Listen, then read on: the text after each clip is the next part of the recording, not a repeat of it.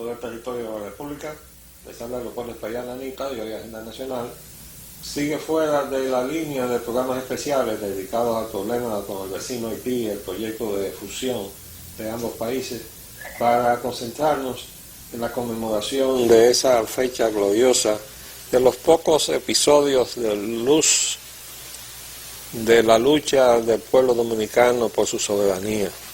Estoy refiriéndome a abril de 1965, y dentro de pocos minutos vamos a tener aquí la satisfacción y el honor de compartir con el entonces capitán Mario Peña Taveras, el hombre que junto con sus sargentos en la jefatura de Estado Mayor del Ejército Nacional, entonces Ejército Nacional, arrestó al jefe del Estado Mayor, general Rivera Cuesta, y a todo su Estado Mayor para poner en libertad a los militares constitucionalistas que habían sido detenidos porque estaban, bajo vigilancia de los servicios de inteligencia del triunvirato. La razón de esa vigilancia a los militares fue una delación de que fue objeto del movimiento, porque hubo quien fue a donde el triunviro Donald Reed y les relató los pormenores de que había otro grupo que no era el del Balaguer. Había un grupo balaguerista. En esa época todo el mundo estaba conspirando. Hasta la misma gente que le dieron el golpe al gobierno del profesor Bosch estaban conspirando porque no estaban contentos con el triunvirato. Pero Balaguer estaba conspirando con su grupo de militares de San Cristóbal, entre los cuales había una cabeza, que era Neimi Bar Seijas, y el grupo de los Montaz, y todos los militares de San Cristóbal, lo que se llamó el Plan de San Cristóbal, era el núcleo balaguerista. Y entonces ellos estaban conspirando para el regreso de Balaguer.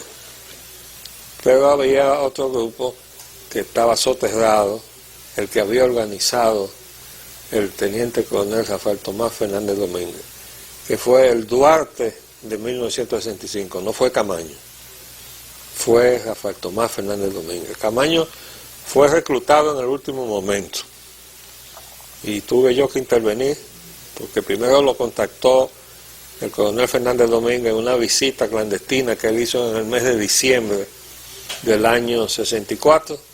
Él contactó al coronel Camaño y entonces en principio quedó comprometido a apoyar al grupo que había organizado el coronel Fernández Domínguez. Pero no obstante eso, parece que con la influencia de su padre, el general Camaño, Francis estaba en línea con la junta militar, de la que se habla en la reunión de la playa de Juan Dolio, que relata en su libro Gómez Berger, que yo le refuté en todas las cosas que dijo, fuera de la verdad, con 10 artículos consecutivos publicados en el Listín Diario, porque él decía que Juan Bosch se había tumbado él mismo por los errores que había cometido. Y yo le dije, sí, él cometió errores. El más garrafal de ellos fue haber dejado el mando militar del Consejo de Estado, que fue el que le dio el golpe. Pero fundamentalmente, él cayó bajo el designio de la plutocracia, que había decidido la muerte de Trujillo y había decidido el futuro dominicano. Había decidido que aquí iba a haber una presidencia de Beato Fiallo, el médico de la Casa Vicini, sustentado por una fuerza nueva que se había organizado, que se llamaba Unión Cívica Nacional.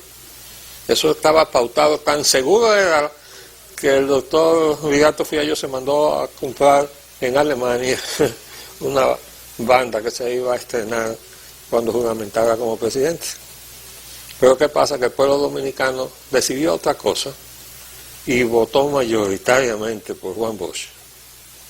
En ese momento quedó signada la suerte de la presidencia de Juan Bosch. ¿Por qué? Porque habíamos cambiado el guión a la plutocracia. Y efectivamente a los 7 meses le dieron un golpe.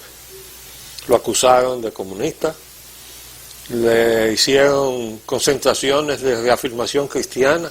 Los que tienen alguna edad, no tanta como la que yo tengo, pero los que ya tenían sus 18 o 20 años para el 65 se acordarán que se concentraron, hicieron concentraciones de reafirmación cristiana, en donde se cuestionaba precisamente si Bosch era comunista, y entonces se llevó a un debate televisivo con un sacerdote jesuita. Un debate que lo ganó Bosch y le permitió entonces el acceso y el voto mayoritario del pueblo dominicano. Entonces, bueno, después del golpe, 2 años después, hay que aquí destacar que John F. Kennedy no reconoció nunca el triunvirato, nunca, y que el golpe de Estado fue el 25 de septiembre, a Kennedy lo mataron el 22 de noviembre, y lo primero que hizo Lyndon Baines Johnson, el sucesor, fue reconocer el triunvirato. A Kennedy lo matan el 22, el día 15 de diciembre ya estaba reconocido el triunvirato. Eso es así. Y desde luego, pues que vino todo aquello de la muerte de los muchachos del 14, con Manolo Tavares a la cabeza, que se levantaron a nombre de la vuelta a la constitucionalidad. Pero a partir de ese momento, en el mismo mes del golpe, el golpe fue en septiembre, en el mes de octubre había ya preparado todo un plan para dar un golpe militar que pusiera provisionalmente en el poder al doctor Juan Casasnova Garrido, presidente del Senado, que en línea de sucesión constitucional, en ausencia del vicepresidente, le tocaba al presidente del Senado y luego al presidente de la Cámara de Diputados, que era José Rafael Molina Ureña, que fue quien presidió la constituyente.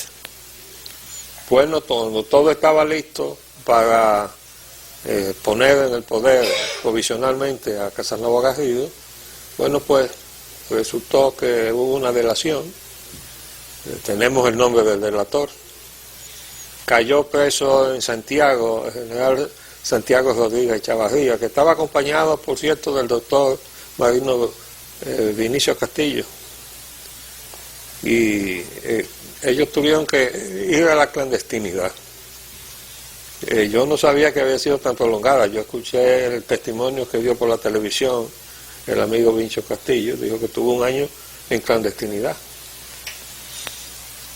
En ese mes de octubre, cuando se reveló el plan, a mí me fueron a buscar a mi casa porque yo era la figura visible mientras el doctor Molino Ureña estaba en clandestinidad.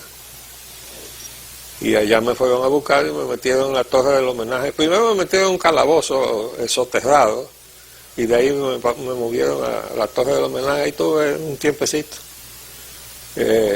para que esos episodios de la historia se conozcan, porque aquí hay mucha gente que está hablando.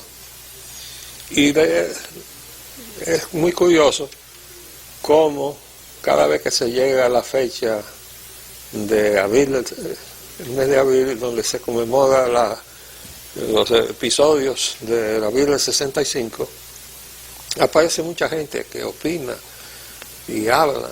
Y yo recuerdo que el comandante Montes Agache me decía, yo no sé de qué guerra que están hablando, porque yo no me acuerdo haberlos visto. Y ese sí sabía, porque ese fue la verdadera cabeza militar del movimiento constitucionalista. Ese fue el que no se asiló nunca, el hombre que fue a buscar a Camaño a la embajada donde se había asilado y lo sacó, el comandante Montes Agache, y lo llevó entonces precisamente a que fuera a cumplir lo que finalmente hizo, que fue cumplir con su país. Bueno, pues nos place decirle que en pocos momentos tendremos sentado con nosotros al entonces capitán Mario Peña Taveras, el hombre que puso en marcha el movimiento de abril de 1965. Vamos a hacer un pequeño paréntesis y volvemos en un minuto.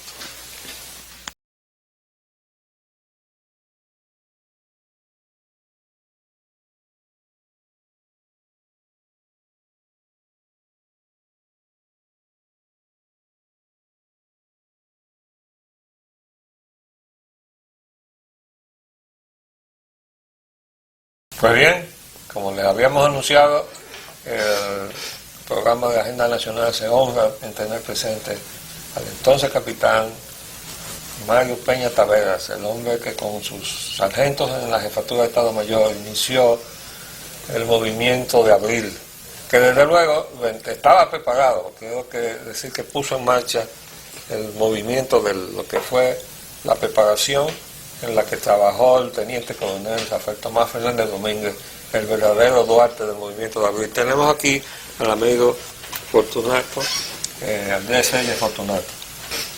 Capitán Peña, mucho honor de tenerlo aquí con nosotros. De paso, lo compartimos ese honor, señor arquitecto, pero ampliamente. Muchas gracias, pero yo quisiera entonces que usted nos haga su relato de cómo comenzó la cosa ya en el campamento.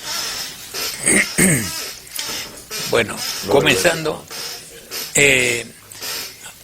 usted sabe que nada en la vida ocurre por generación espontánea, siempre tiene que haber un antecedente.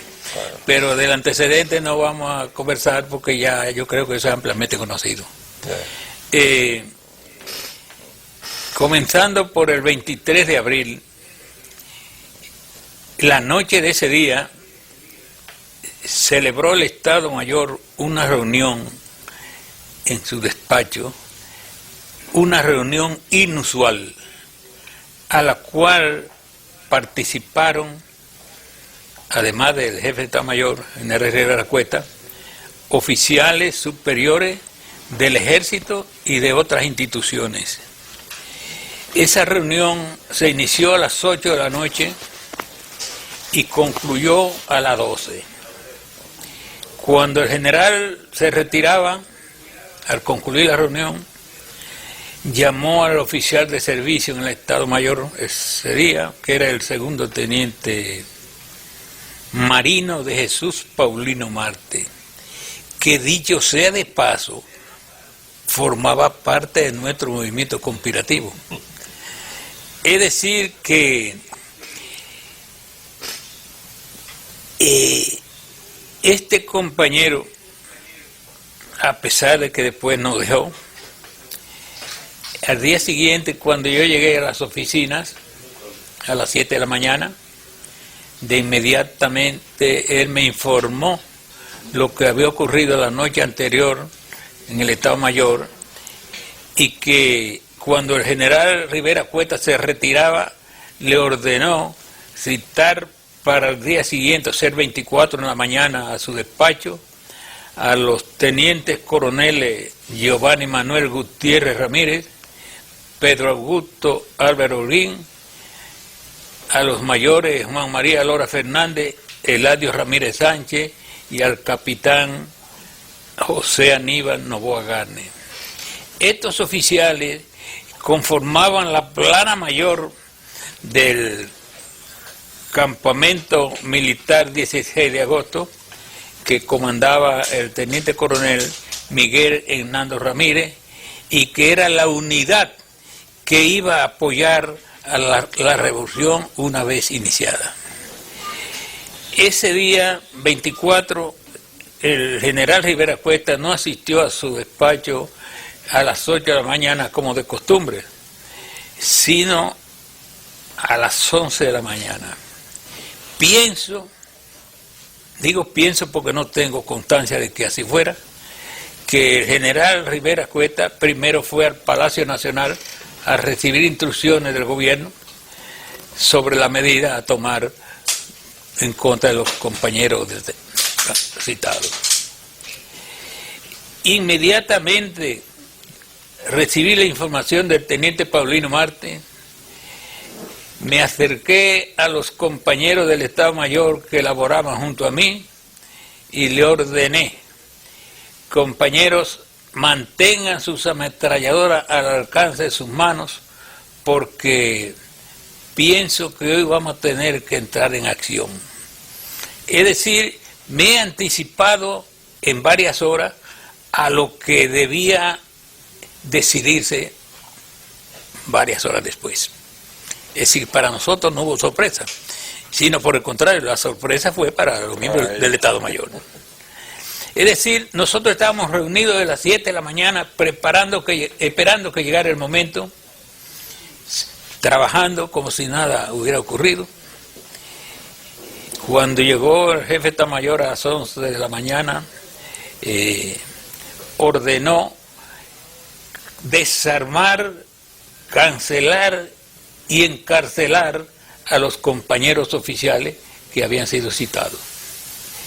El despacho del jefe de Estado Mayor estaba en la segunda planta del edificio. Yo y el personal que laboraba junto a mí estábamos en la segunda. Pero yo estaba informado de lo que ocurría en el despacho del jefe de Estado Mayor, porque había una ordenanza que era el cabo Rafael Bueno, si mal no recuerdo, y me mantenía informado de lo que estaba ocurriendo.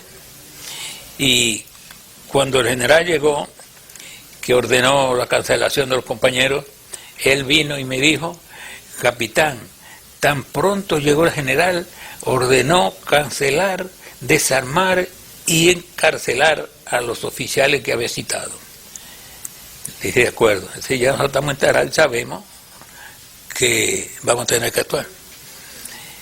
Pero resulta que ese día el mayor Héctor García Tejada, que era el G2 del Estado Mayor, que precisamente era el hombre cuyo personal nos había espiado permanentemente, había salido, y acordamos que ese señor no podía quedar al margen de nuestras acciones. Esperamos, y a la 1:45 exactamente llegó al edificio el mayor García Tejada. Cuando se disponía a subir por la escalera principal, y digo principal porque había otra escalera posterior, dividí el personal. Un grupo me acompañó por la escalera principal y otro subió por la escalera secundaria, y ambas escaleras daban al despacho del jefe de Estado Mayor. No, primero la principal daba al despacho del jefe de Estado Mayor, y la secundaria al despacho del ayudante del jefe de Estado Mayor, que estaba comunicado con la misma oficina. Tan pronto llegó el mayor García Tejada, que comenzó a subir la escalera, con la mano izquierda yo le agarré la pistola y le puse mi ametralladora en el pecho y le dije: mayor, usted está detenido. Él quiso reaccionar, pero dada la presión, y un hermano, un sargento Darío de la Cluiriano, le presionó con el pecho con la ametralladora y le dijo: mayor, no se mueva, que usted está preso, recuérdese que su personal no espió siempre. Bueno, mayor, seguimos con él hacia el despacho del jefe de Estado Mayor, pero al final de la escalera, que no era muy larga, estaba observando el teniente coronel José Silvestre García, que era miembro del Estado Mayor, y al ver nuestra acción corrió hacia donde estaba el escritorio del general Rivera Cuesta y le dijo: general, ahí viene el capitán Peña Tavera y un grupo de soldados con el mayor García Tejada como un loco. Cuando este hombre terminaba de decirle al general Rivera Cuesta esto, nosotros estábamos ya en el despacho.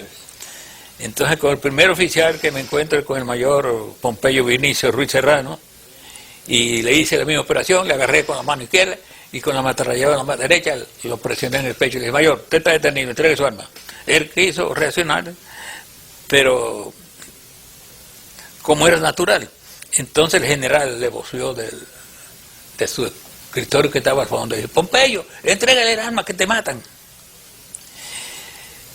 Quiero señalar que a medida que iba deteniendo y desarmando a cada uno de estos jefes, le iba pasando su pistola a los compañeros oficiales que momentos antes había cancelado el jefe de Estado Mayor. Y que estaban desarmados. Exacto. Es decir, en un momento relámpago, los prisioneros pasaron a ser custodios de los jefes. Finalmente me acerco al escritorio del general Rivera Cueta y con mi ametrallador en la mano le pego en el pecho. General, entregue su arma, que usted está detenido. El general no reaccionó, se mantuvo como si nada hubiera ocurrido, no sé qué le ocurrió. El caso es que al observar esa actitud tan inofensiva, me colgué el ametrallador en el hombro derecho y con mis propias manos le solté la pistola al general y se la pasé a uno de los compañeros que estaba al lado. Se la soltó del cinto. Sí, totalmente, sí. Ya no hizo ningún movimiento, le digo, que yo le solté la pistola y se la pasé al compañero, me parece que era el capitán Nova Garner. Luego dejamos estos detenidos con el personal que me acompañaba y pasamos, acompañado del segundo teniente Santiago Jesús Fañas Rivas, al despacho del subjefe de Estado Mayor, que era el coronel Maximiliano Américo Ruiz Batista. Al entrar a su despacho, con la misma actitud le dije: coronel, usted está detenido, entregue su arma. Entonces él tenía la pistola en la gaveta del escritorio, fue y buscó la pistola y me dijo: aquí está mi pistola. Pues yo no voy a tirar un tiro por nadie. Entonces lo regresamos donde estaban ya los otros detenidos, y cuando voy entrando a la oficina, que era bastante amplia, escucho que el general Rivera Cueta dice desde allá del fondo: Peña Tavera, tú te has vuelto loco. En honor a la verdad, yo escuché, pero no pude responderle al general porque no tuve voz. Tuve que caminar y acercarme a su escritorio, y entonces pude decirle: general, no nos hemos vuelto locos como usted ha señalado. Nuestra idea iba mucho más lejos. Pensábamos fusilarlos a todos por los cobardes que se han comportado y por el respaldo que le han brindado al gobierno de facto de Tibirato. Cuando termino esa expresión, entonces no sé qué sucedió, pero el general sufrió una especie de desmayo. Se transformó su semblante y entró en un estado, diría yo, lamentable. No sé qué sucedió. El caso que perdió todo sentido de razonamiento. Yo tengo una pregunta. Sí, señor. Me parece paradójico que Hernando Ramírez, que era precisamente el que había designado al coronel Fernández Domínguez para proseguir su trabajo, que estaba ahí precisamente en ese mismo recinto. Sin embargo, no fue captado por la vigilancia que tenía el G2. No tengo conocimiento. Además, nos reuníamos en la conspiración en diversos lugares y fundamentalmente en mi propia casa, y nunca, pero nunca nos reunimos en la casa de Hernando Ramírez. Nunca supe la razón. Quiero echarme un poquito para atrás para fundamentar la acción del 24 de abril. En la conspiración teníamos el propósito de reunirnos con regularidad para coordinar la fecha en que debían iniciarse los acontecimientos revolucionarios contra el gobierno, y en ese orden nos reunimos varias veces, pero nunca llegábamos a un acuerdo por las indecisiones y la falta de responsabilidad, diría yo, del jefe. Sí. Un día, muy impresionado por el estado de vigilancia que ejercía el servicio de seguridad y el G2 en nuestra casa, donde estaba toda mi familia. Los hijos míos eran todos menores, el mayor no había cumplido 16 años y la menor tenía apenas 3 años. Así que nosotros estábamos amenazados y mi gran preocupación no era tanto la amenaza para mi persona, porque ya yo había decidido que encontrándose la patria en peligro, alguien tenía que sacrificarse por ella, pero la familia no tenía por qué pagar eso. Entonces yo propuse a una reunión donde habían varios compañeros. Dije, compañero, les ruego me concedan la palabra porque tengo algo importante que creo que le va a interesar a todos. Inmediatamente, sí, de acuerdo, hable, ¿de qué se trata? Yo dije, compañeros, nos hemos reunido durante varias veces para coordinar el momento en que deben iniciarse las acciones revolucionarias contra el gobierno. Y hasta ahora nunca hemos llegado a un acuerdo por las causas que todos conocemos. Yo sugiero que esta sea la última reunión que celebremos para esos fines y que dejemos el inicio de la revolución para el momento en que el gobierno comience a tomar represalias contra los comprometidos. Y agregué, para mí, comprometidos son el soldado, el cabo, el sargento, el teniente, el capitán, el mayor y el coronel, porque entiendo que aquí todos somos iguales.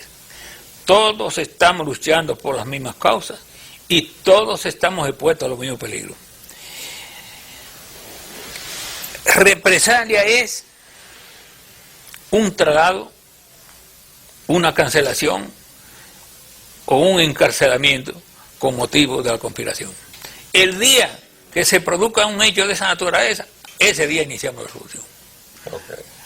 Ahí, o sea que eso estaba ya como una consigna. Exacto. Como usted comprenderá, yo estoy admitiendo ahí que yo iba a asumir la responsabilidad porque yo tenía la certeza de que los hechos se iban a iniciar en el Estado Mayor por la razón de que los oficiales conspiradores eran del ejército y lo natural era que se reprimieran en la oficina del ejército. Bueno, y así sucedió. Y ese día llegó el 24 de abril, como había mencionado, y actuamos. Ahora quiero agregar que el teniente coronel Miguel Ángel Nando Ramírez era miembro del Estado Mayor, era G3, como le llaman, oficial de planes y entrenamiento, es decir, él era el director de entrenamiento militar del ejército. En ese aspecto un hombre muy capaz, técnicamente, un hombre capacitado con esos fines. Como planificador era brillante, pero nulo como ejecutor de los planes. Y además lo grave es que ese día, habiéndolo yo informado, después de haber tomado mi medida a él, porque él tenía su oficina allí, lo que había ocurrido y lo que estaba ocurriendo con sus oficiales, porque eran sus oficiales. Entonces él no tomó ninguna medida, pero absolutamente ninguna medida para contrarrestar lo que se aproximaba. Y peor aún, se ausentó de la oficina, no sé cuándo, pero por varias horas, disque a buscar, porque hacía lo legó después, disque a buscar su cheque a la compañía que estaba un poco retirada. Pero yo tengo la impresión, no tengo constancia precisa de eso, que este señor se ausentó de allí para no estar presente en el momento de los hechos. Bueno, mire, y con perdón, para terminar la expresión, regresó cuando ya nosotros habíamos actuado, es decir, cuando ya los miembros del Estado Mayor estaban detenidos. Mire, yo lamentablemente, a pesar de que hemos tenido la amabilidad del amigo Danilo Climer de darnos un tiempo extra, se nos acabó.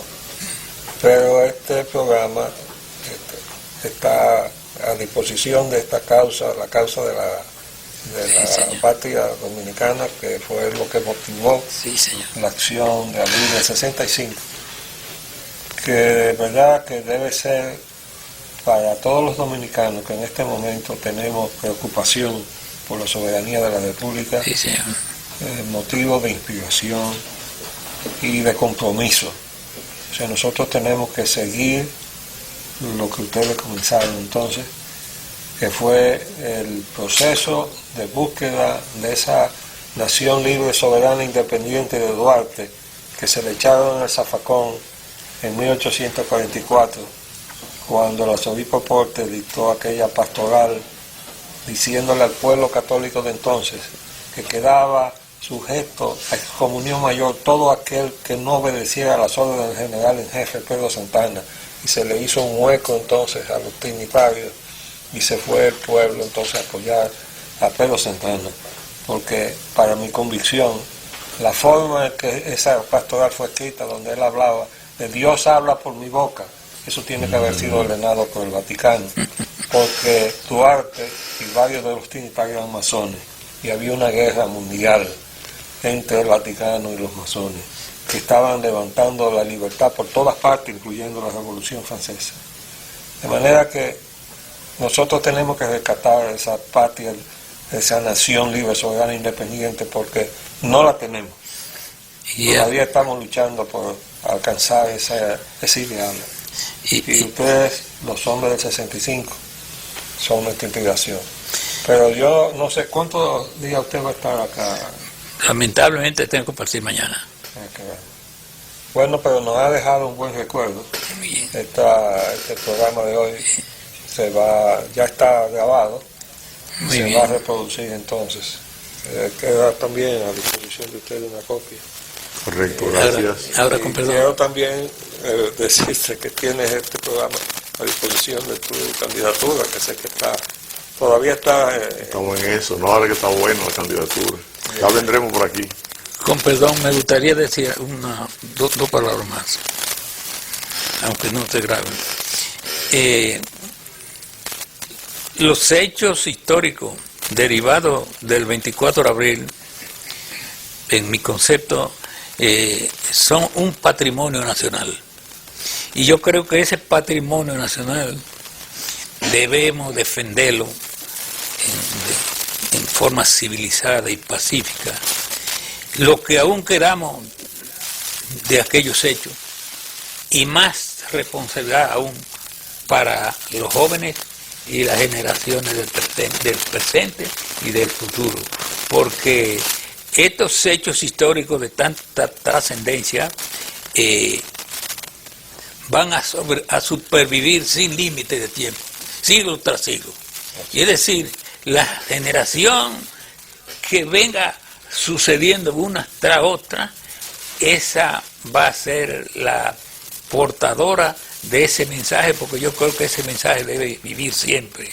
Recordemos que en el siglo XVI, Enriquillo, en el 1519 al 1533, estuvo en rebeldía en la Sierra de Bauruco luchando contra los colonialistas españoles. Yo creo que el movimiento iniciado el 24 de abril es nada más y nada menos que la continuación de aquella rebelión de Enriquillo. Y lo digo por dos razones.